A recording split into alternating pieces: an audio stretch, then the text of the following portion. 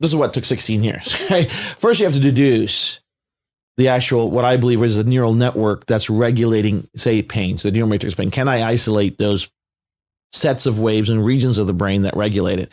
And then study that for normative function. Right? So there's databases out there that you can analyze, right? So I've built my own software. I wrote my own software to analyze those big data sets of EEG readings. And they're massive sets of 250,000 people aged 2 to 85.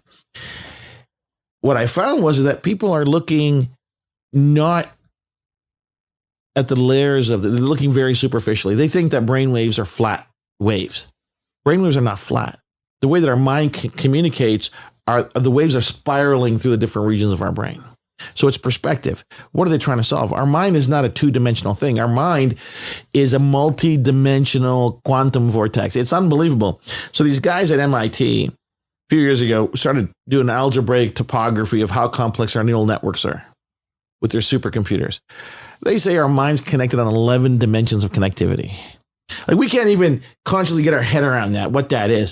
What that goes to say is it's the most complex thing in the world. And it's limitless in its potential to do or create whatever we want. That's what I believe, because that's what the science shows us, right? So the algorithm programs I wrote allow me to slowly unwind those networks to see, hey, what are the building blocks of that program? And once that's done, is how can I affect change? And ultimately, everything's a wave, Brad. Everything's a wave. A frequency. Everything's a frequency. And the only way you can restore, amplify, correct frequencies is send a corresponding frequency. So what the patches do is they stimulate the skin to send the corrective frequencies that restore those programs to default settings. And we do it without chemicals. We do it through physics, touch and pressure.